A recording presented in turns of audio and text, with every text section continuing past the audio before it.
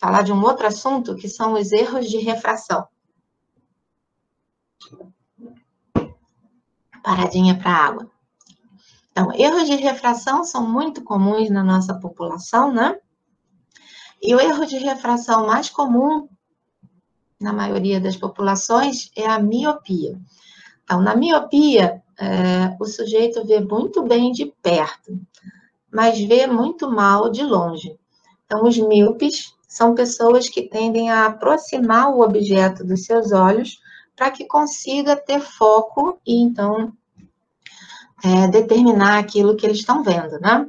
Então, na miopia, o problema é que a distância focal é menor que a distância axial. É o que a gente está vendo nessa imagem aqui. Então, reparem que o ponto focal está incidindo, né? Ele está se formando antes da retina. Quando isso acontece, a gente enxerga fora de foco. Então, o que os míopes fazem para conseguir trazer esse ponto focal para que ele caia em cima da retina? Eles aproximam o objeto, né? Então, se eles precisam aproximar o objeto dos olhos para deslocar o ponto focal, de forma que esse ponto focal incida sobre a retina, o que a gente pode falar sobre a capacidade de refração no olho míope? Poxa, eu não posso mudar a dioptria da córnea, né? A córnea é uma lente fixa, ela não é flexível, ela não muda a sua dioptria. Então, a córnea tem uma dioptria fixa, que é uma dioptria alta, né? Que a gente viu que faz bastante convergência. Quem é que vai fazer o ajuste fino para que a gente tenha imagens em foco? Vai ser o cristalino, que está aqui atrás. E a gente viu que quanto mais próximo está o objeto, mais a gente precisa fazer convergência, né? Então, o olho míope, na verdade, ele tem convergência demais. Então, provavelmente, o cristalino do míope está até alongado. Ele está no mínimo da convergência que ele pode ter. Mas, ainda assim, o cristalino fazendo o mínimo da convergência que ele pode fazer, ainda assim o ponto focal está caindo antes da retina. Por que isso acontece? A gente pode pensar em duas hipóteses. Ou essa córnea é curvada demais e tem mais dioptria do que ela podia ter. Ou porque esse olho é muito longo e não acomoda para a curvatura da córnea, né? Então, ainda que o olho míope esteja no mínimo da sua convergência, ainda assim o ponto focal cai antes da retina. Então, a única estratégia que esse olho míope tem, né, que esse indivíduo míope tem, é aproximar o objeto, fazendo com que, com essa dioptria dada pela córnea e pelo cristalino, esse ponto focal se desloque e agora incida sobre a retina. Então, que tipo de lente o míope deve usar? Uma lente que faça mais convergência ou uma lente que faça menos convergência? Menos, né? Então, as lentes para correção da miopia são lentes que vão fazer divergência dos raios luminosos de tal forma que esse olho, que é tão convergente, consiga finalmente enxergar em foco. Bom, provavelmente todos vocês sabem que a miopia tem uma questão hereditária muito forte, né? Então, os filhos de pais míopes têm uma chance muito grande de desenvolverem miopia também. E isso é verdade. A miopia é uma condição hereditária e a gente sabe que esse risco é muito maior para filhos de pais míopes. A novidade é que se observou que os genes que determinam a miopia, eles são regulados pelo input visual. Então, o que isso quer dizer? Filhos de pais míopes têm um risco muito maior de desenvolver miopia. Só que o input visual desses filhos, ou seja, a quantidade de luz natural que esses olhos dos filhos recebem, é capaz de interagir com o surgimento da miopia e principalmente com o grau da miopia. Então, esses estudos mostraram que o risco de ter miopia, ele é bastante diminuído se os filhos de pais míopes ficarem expostos à luz natural. Por outro lado, ao contrário disso, né, se essas pessoas que já têm essa característica hereditária para desenvolver miopia começarem a ter muitas horas de trabalho muito de perto, o que é o trabalho muito de perto? É o fato da gente ler, por exemplo, uma telinha de celular ou de um laptop, telas muito pequenas, onde o objeto precisa estar muito próximo dos nossos olhos. Isso é chamado de close-up work. E toda vez que a gente tem muitas horas de close-up work, aumenta o risco para desenvolver miopia. Então, apesar da gente ainda não conseguir resolver a questão hereditária, uma boa forma de prevenir o surgimento da miopia é expor essas crianças que têm esse traço genético a horas suficientes de luz natural e evitar que elas tenham esse trabalho excessivo de curta distância. O segundo erro de refração mais comum é o astigmatismo. Então, no astigmatismo, a gente tem córnea com diferentes graus de curvatura. O que quer dizer isso, né? Então, o míope, ele tinha um problema com a distância dos objetos. E ele até podia usar essa estratégia de se aproximar muito do objeto para conseguir vê-lo em foco. Então, no astigmatismo, a distância não importa. Os astigmatas, eles veem mal, não importa se está perto ou se está longe. Então, aqui é a imagem que um sujeito vê, e se ele tiver astigmatismo, ele está sempre vendo tudo mais ou menos fora de foco. Então, o problema é que essa córnea, ela é ondulada, né? A córnea do astigmata, ela tem uma curvatura nesse sentido, e ela pode ter outra curvatura nesse outro sentido. Então, como é que o cristalino vai se adaptar a convergências diferentes ao longo do campo visual? Então, de todos os raios luminosos que atravessam a córnea e a abertura pupilar, alguns raios vão sofrer uma dada convergência e outros raios vão sofrer outra convergência. Então, o cristalino, ele não consegue se adaptar a convergências diferentes vindas da mesma córnea. E é por isso que a tendência é ver quase tudo fora de foco. Então, alguns astigmatas relatam que eles conseguem escolher.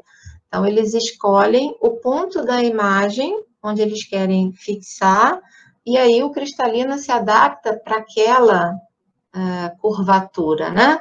Enquanto que as outras partes da imagem continuam fora de foco.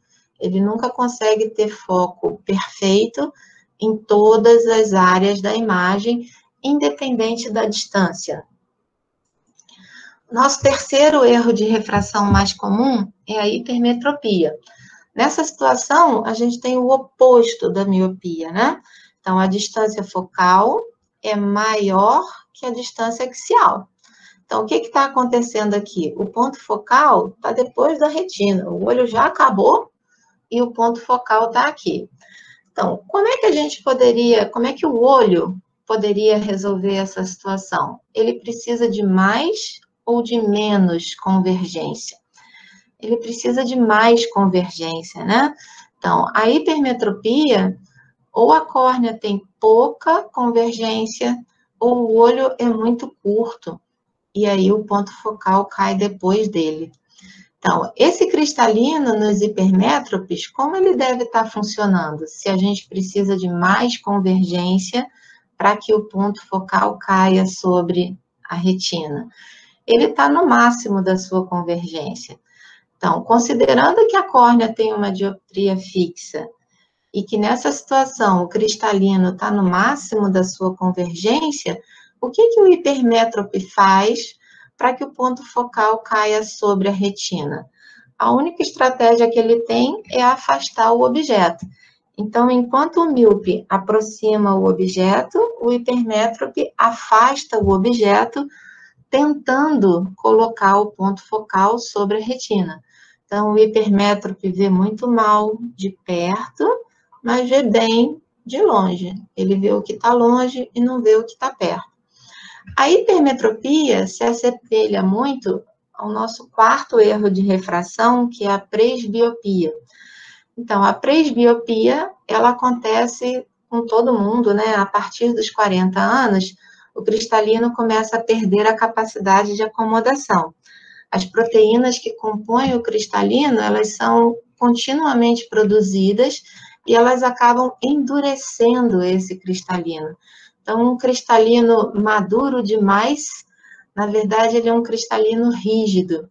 E se antes ele podia adaptar a dioptria para a distância do objeto que eu queria focar, agora ele não consegue mais fazer isso. Então, a presbiopia é uma situação muito semelhante à hipermetropia. As pessoas enxergam mal de perto, mas enxergam bem de longe. E a estratégia é a mesma. Já que o cristalino não consegue mais aumentar tanto a sua dioptria, a estratégia é afastar o objeto para que o ponto focal caia sobre a retina. Bom, aqui a gente tem uma imagem do cristalino e a semelhança do que acontecia com a córnea, o cristalino precisa ser completamente transparente. Então, o raio luminoso, quando ele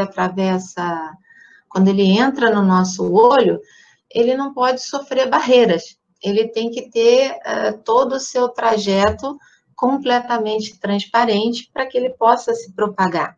Então, a córnea é transparente, o humor aquoso é transparente, a abertura pupilar existe para isso, para permitir a entrada do raio luminoso, e, finalmente, esse raio luminoso vai encontrar essa lente biconvexa, que precisa também ser transparente, né? Então, o cristalino é constituído por células organizadas longitudinalmente, que parece muito uma cebola, né? As suas organelas vão perdendo, elas vão se perdendo durante a formação, de tal forma que ele fica completamente transparente. E esse é o objetivo, que ele seja bastante transparente e não ofereça nenhuma barreira para a passagem do raio luminoso através dele. Então, o cristalino tem como uma cápsula, né? E é nessa cápsula que vão se prender os ligamentos suspensores, que, por sua vez, se ligam ao músculo ciliar.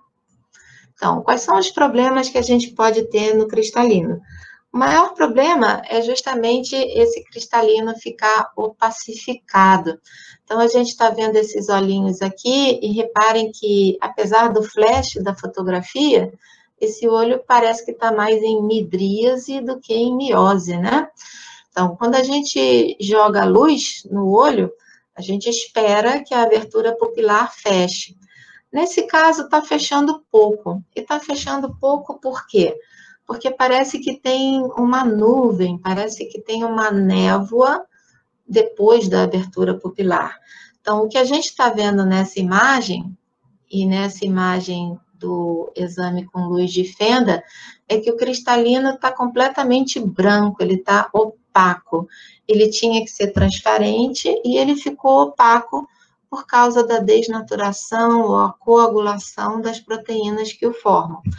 A catarata está muito relacionada à idade, então, com o tempo, sem dúvida, essas proteínas enrijecem o cristalino e vão tornando-o mais opaco. Mas também existem situações onde a catarata aparece precocemente, né? Na rubéola congênita, em casos de trauma ocular, radiação, desordem metabólica, doenças renais, diabetes, tudo isso favorece o aparecimento precoce da catarata.